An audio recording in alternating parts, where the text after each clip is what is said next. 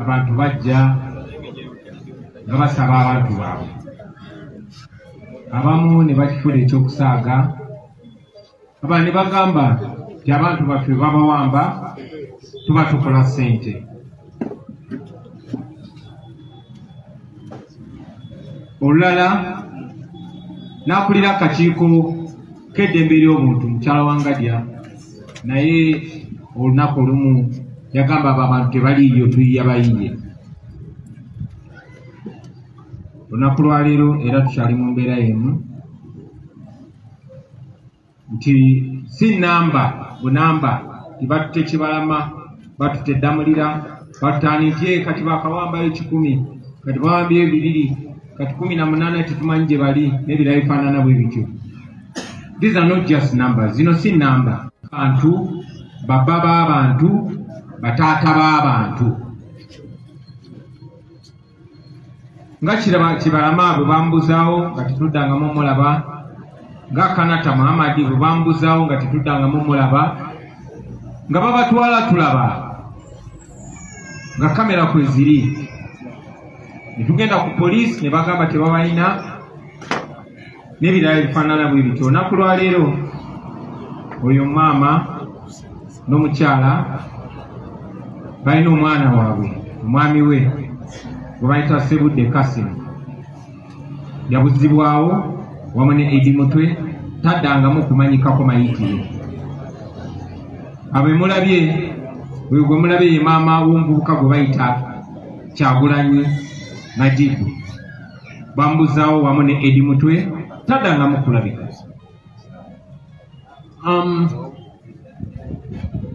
Eddie Mutwe, poliisi n'amagye babayo ne bamwegaana, tebamuyina, tebamanyi gy'ali. Openly lunaku lumu, naku 2, naku 3, naku 4, paka mutabani wa Museveni bwe yavaayo mu kudaala okw'ekika ekyawaggulu, mu kusosola, mu kuvvoola, mu kutyoboola okw'ekika ekyawaggulu, n'agamba temutawaana. Eddie Mutwe nze muyina, ali mu basement yange, ndi mumuyigiriza Lunyankole.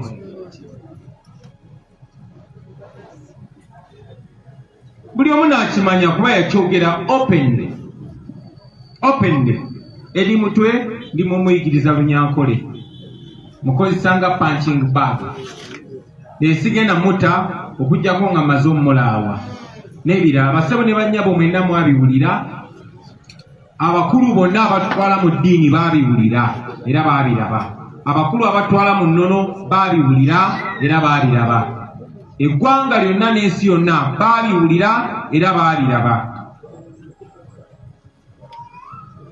Naye era mutabani wa Museveni gwe bayita Muhoozi, era nga yakulira amagye, kitaawe kyekitiibwa n'obuyinza bye yamuwa, yasigala ng'akyakola buli kyayagala ku Eddie Mutwe, kuba yagamba bw'aba tannamaliriza byayagala kutuusa ku Eddie Mutwe tajja muta. Era ne bwe baabuzza abapoliisi ne bagamba mukama waffe yavuddeyo n'ateeka obubaka ku kibanja kye ekya X oba Twitter, so tetulina kitwongerako. Yeeyo Uganda gye tulimu basebo ne bannyabo. So buli we tujja ne twogera ku nsonga zino, twogera ku bantu ababuzibwawo. Nze kennyini ono Honorable Zaake gwe mulaba, abo bajja mu Shigi Kavuma n'abalala bangi baali bawambiddwako. Oyo Nyanzi twali tuwambiddwako ne tutulugunyizibwa ne tukubibwa, nze akawanga kange baakateekako cracks 2 n'ebirala ebifaanana bwe bityo. Nakati bwe tutyo bwe tuli basebo ne bannyabo. Bwe twogerera Eddie Mutwe ali mu kufa mpola. Sandyagadde bagamba kino ne basebo ne bannyabo, singa Eddie tafuna bujjanjabi bwanjawulo agenda kufa. Nga ffenna tulaba nga bwe byatandise, nga tulaba nga bwe bigenda okuggwa.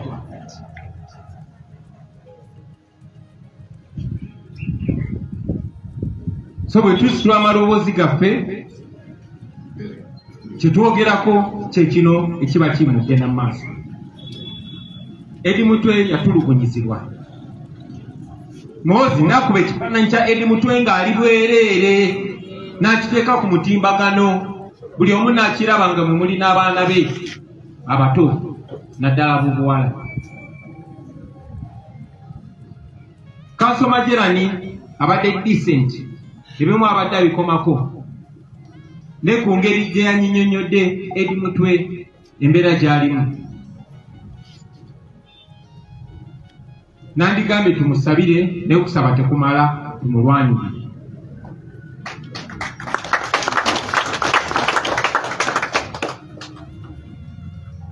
Bino byonna Muhoozi byakola,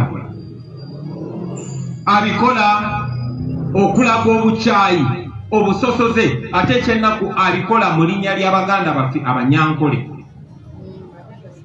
Buli kyakola akikola mu linnya ly'abannaffe Abanyankole.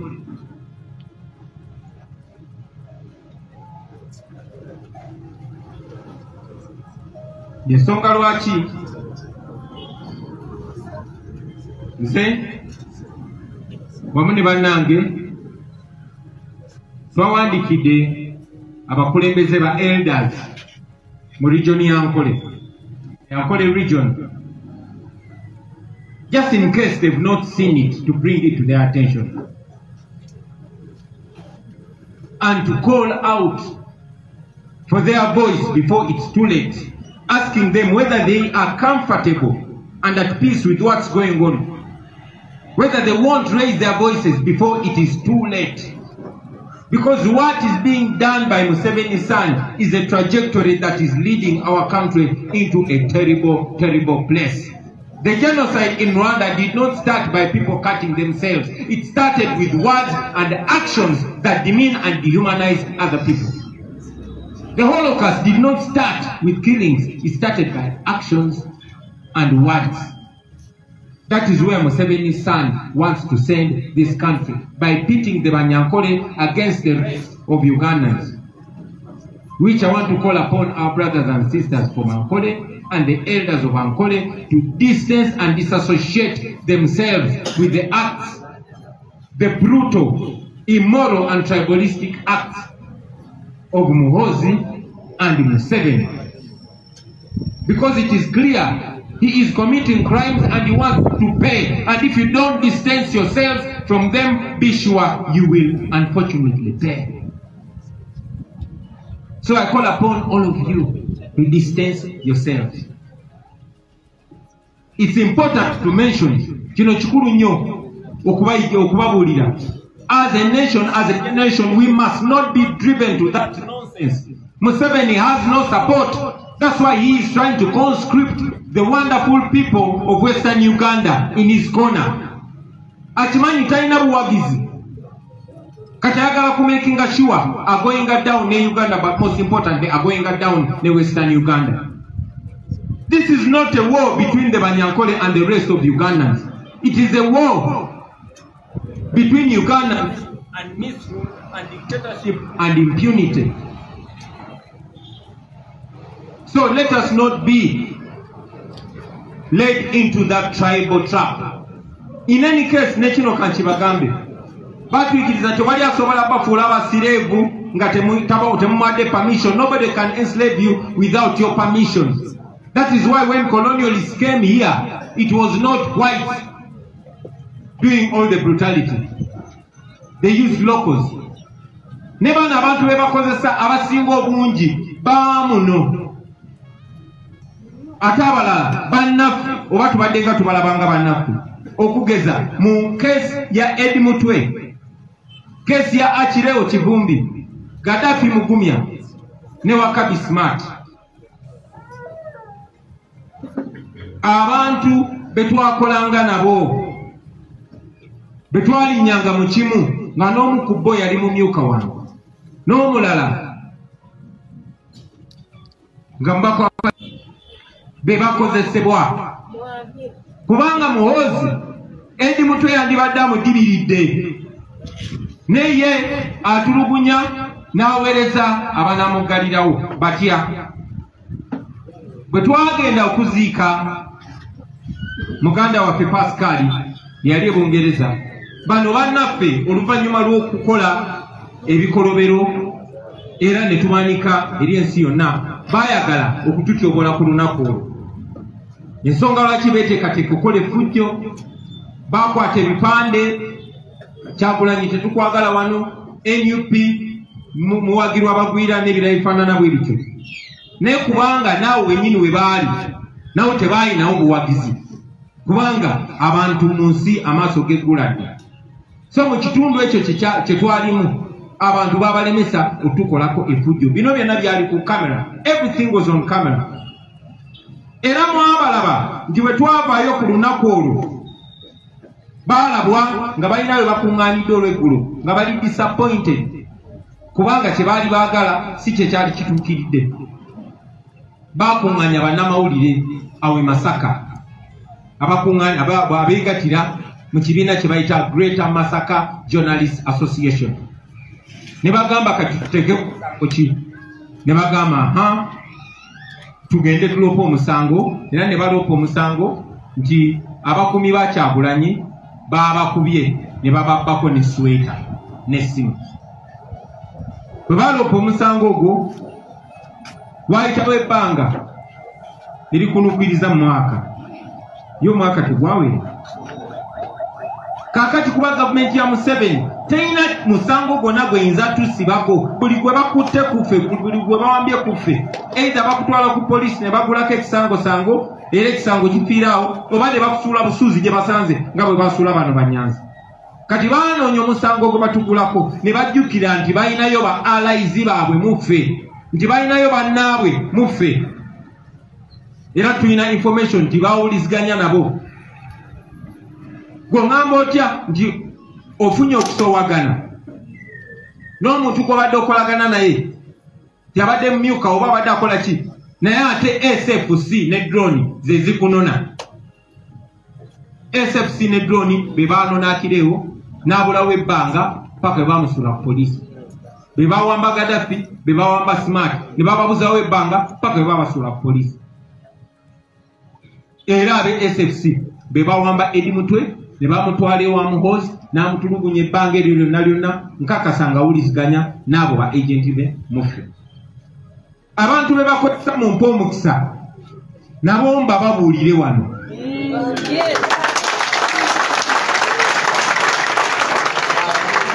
Abaali muffe mubamanyi, seetaaga babanyonnyola, seetaaga bannyonnyola baani abakolagananga naffe. Mumanyi eyali amyuka, mumanyi omubaka ava ekimanya akabonera n'abalala. Naye ate ekyennaku nti bakozesa ne bannamawulire, mwe bannamawulire be baakamala okuba emiggo, mwe bannamawulire be batakkiriza kukola mulimu gwabwe. Mu bannamawulire be baasalawo okukozesa mwe mwali omwami gwe bayita Faris Magembe, ngono yabakulira. Ne mubaamu omukyala gwe bayita Zainabu Namusaazi, ono nga wa NBS. Ne mubaamu omukyala gwe bayita Gertrude Mutyaba, yeddira Lugave, ono nga mukozi wa NTV. Ne mubaamu omukyala gwe bayita Margaret Kayondo, ono mukozi wa Radio Simba. Ne mubaamu omwami gwe bamuyita Mukalazi John, ngono bodyguard we yali omumyuka wange. Ne mubaamu n'omwami gwe bayita Lubega Drake, ngono bodyguard we yali omubaka waffe wa Kimanya Kabonero. Bano be baatwala omusango era be ba agent. Kyanzizizaamu amaanyi kubanga ebiseera ebimu batukozesa nga tetumanyi. Ogenda okulaba abassemu n'ogamba n'olyoka obivaamu. Olunaku lwajjo nabadde ntunulira amawulire nga ndaba omwami gwe bayita Faris Magembe ng'avuddeyo n'abeesamba n'agamba twaloopa musango, naye tetugenda okulaba omusango gwe baloopa nga bagutaddemu ebiso, bagutaddemu ne tumanya nti kati bino si byankayana wabula bino byakunoonyayo batulugunyiza na kuwambira abantu. Njagala okumusaamu ekitiibwa omwami oyo kubanga yabadde ne confidence eyogera amazima. Omwami oyo gwe bayita Faris Magembe era nga yakulembera abannamawulire aba Greater Masaka Journalist Association.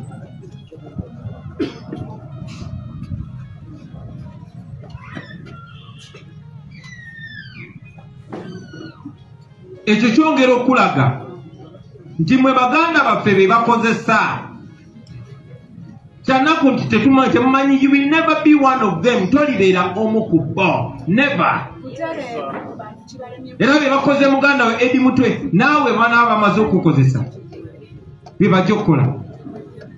Ono mwami Paris Magembe yavuddeyo nayogera mazima oba oli oluvannyuma lw'okulaba nti Wakabi Smart actually ne ku lunaku olwo lwe bagamba lwe twalinabo mu kuziika ate ye Smart teyaliyo ne Masaka ne kuba balaba ebifaananyi gwe balaba nga ali ku gaadi then ne bagamba n'oyo naye alina okuba yaliyo nga teyaliyo e Masaka n'ebirala bifaanana bwe bityo.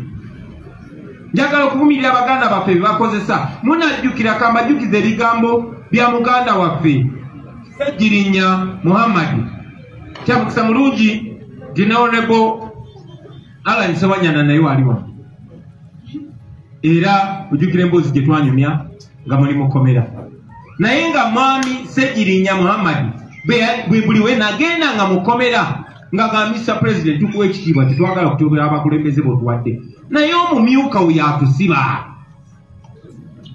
Byenjogera Honorable Sewanyana bya bulimba oba bituufu? Bobo osobola sembera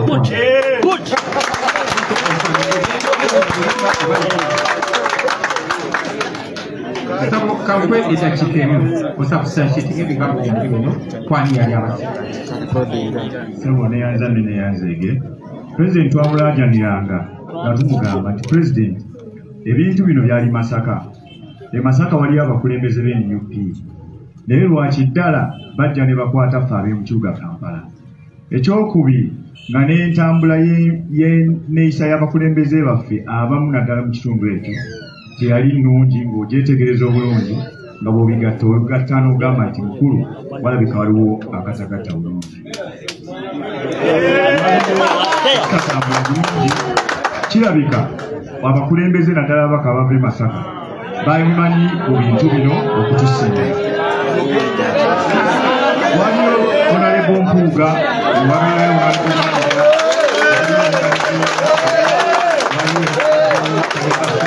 waliwo ababaka balala bandigenda okusinga era tukulembera mu Parliament ebiseera ebyo yali Honorable Matirasi. Thank you.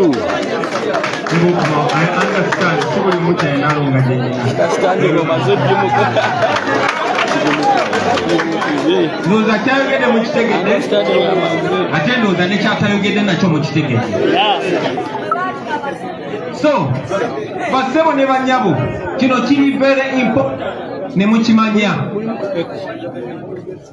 Ku nsonga eyo njagala mumanye nti oluvannyuma lwa byonna tewali musango gwe bagenda kugoberera kubanga tewali musango. Baleeta emmundu ne baziteeka mu Parliament ne baziripootinga mu Parliament ne baziteekawo bannamawulire ne bazikuba ebifaananyi tibasanze nange emmundu ezo teziddangamu kulabika. Emisango gye bunanye bannaffe bonna be bakwata tegiddangamu gobererwa nga mwe mulina ogwa treason gwe baali bavunaana waliwo. Era mbakakasa n'emisango gye bavunaana bano bannaffe bonna ejaasi byabo Banubian ejaasi bya ffenna tewali musango gwe bagoberera kubanga tegiriiyo. Naye bannaffe babatulugunyiza babataddeko obuvuno obw'olubeerera babonoonya amaka n'ebirala ebifaanana bwe bityo. Njagala okubategeeza abaganda bange mmwe abali mbikola olunaku lugenda kutuuka mugenda bisasulira oba weetuli oba tetuliiwo oba weemuli oba temuliiwo. Bwe muliba temulisasudde pasonale mubisibisasulira nga muyita mu baana n'abasu naye tetugenda kaba bukabi. Njagala okukozesa omukisa guno okubajjukiza baganda bange mwenna eno ensonga temugirekera NUP oba Kyagulanyi ne bakulembera nabo. Museveni ne gavumenti ye baagala okubateekamu endowooza nti bwasitopinga Kyagulanyi bwe yeetooloola n'ebulungula Kyagulanyi ne banne olwo aba abasitopinze okukola kye mulina okukola okwenunula. Mubalabye bwe mutunula emabega kwaka kanaala bataddeko kamera emu etunula mu ofiisi yange endala etunula wano bazitadde buli wamu. Ewange gyensula bataddeyo kamera naye Uganda si yenze. Uganda tuli bangi nnyo. Nze nga mbagamba ne ku mulundi guno mbagamba nti buli omu akole kyasobola sinze nnyina obbawa olukusa okwerwanirira bassebo ne bannyabo. Njagala okwebaza Abannayuganda abatandise edda, nina abaana bendabyeko ejjinja, nina bendabye okwetoola ensi yonna. Kola kyosobola ate kikole kati. Bwe bakiremesa olwaleero sulanga opulaninga ekya ky'obookererako. Bwe bakiremesa enkya sulanga opulaninga luli ky'obookererako. Mu buli ngeri yonna gy'osobola. Ab'e Kenya basakisidinga kuba baali tebalina ani gwe bayinza kwetooloola. Don't leave it to us. Everybody should be involved. Baagulu ku nsonga eyo nga mbagamba baganda bange okujjako nga tusituse ffenna ne twerwanako ffenna buli omu mu ngeri ye. Nammwe abakozesa social media mukola omulimu gw'amaanyi nnyo. Please expose these people. Ensi yeetaaga okumanya bonna abali mu bakolako ebikolobero bino okuviira ddala ku balamuzi be bakozesa ng'omulamuzi w'e Masaka gwe bayita Abdallah Kayiza. Ye mulamuzi eyabadde alina okusindika eri mutwe mu ICU mu ddwaliro naye yamusindise mu kkomera. Ye mulamuzi omu eyasindika Smart n'akireewo ne Gaddafi mu kkomera nga bamaze otulugunyizibwa ne eri mutwe ku mbeera gye yabadde afaananamu ne DPP. Abantu abo mufune gye bayita social black book mu banootinge bamanye nti obaddi bagenda kusasulira ebikolobero bye batukoze. Njagala okumaliriza nga mbajjukiza bassebo ne bannyabo tewali muntu akola bikolobero ku bannansi n'agendera awo. Ne bwali badduse ng'agenze Bulaaya ajja kunonebwayo. Ne bwali badduse ng'agenze ajja kunonebwayo. Ne wembanga siriiyo mubanoonyanga ne mubajjayo ne bajja ne baanukula bye bakola ku Bannayuganda. Baagulu nga mbasaba nti temussa mukono tudimandinge tulwanirire tutekewo embeera yonna esoboka mu ngeri yonna esoboka okulaba nga muganda waffe Eddie Mutwe n'abasibe bonna abaasibwa awatali musango nga bayimbulwa. Mwebale nnyo mwebali eddala ku nfulungu.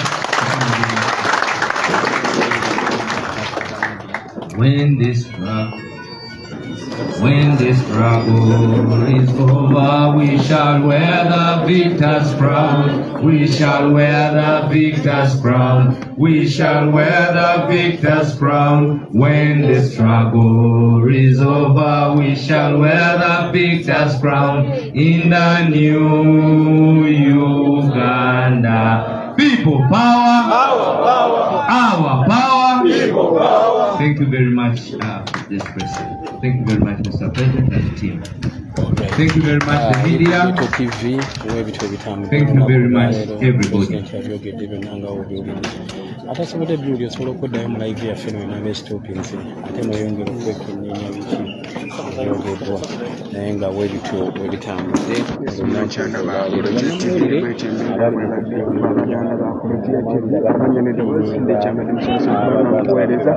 bityo bweribadde era bwetyo embeera bwebadde okulaba nga buli kimu tukikuweereza bwetyo embeera bwebadde omulungi atulaba olunaku lwaleero eyekumiddeko ku Rukira TV amanya n'eddoboozi ndi kyambadde musomesa okuba nga nkuweereza kanso nti buli kimu mukiwulidde bulungi pulezidenti kyayogedde era n'embeera ya Eddie Mutwe gyalimu gwe omulungi eyoyindeko erabira kubanga osubscribinga ate seyalinga vidiyo eno obe otegeeze munno atabaddeewo omugambe nti buli kimu kigenze bulungi kanso nti buli kimu mubadde mukiraba bulungi nnyo mwenna ababaddeko kanso nti buli kimu mubadde mukiraba bulungi nnyo era mubadde muwulira bulungi nnyo mujja tusonyiwamuko wali netwabadde mubimanyi netwaka ebadde ekwatiddwamu naye emaze netereera nga bulijjo kubanga tubaweereza naso ekitiibwa kimu mu kirala bulungi nnyo abalungi abaliko akaseera kano mwe nasabako ku komenti zammwe gavumenti ng'emu bbiri mbenga mbasiibula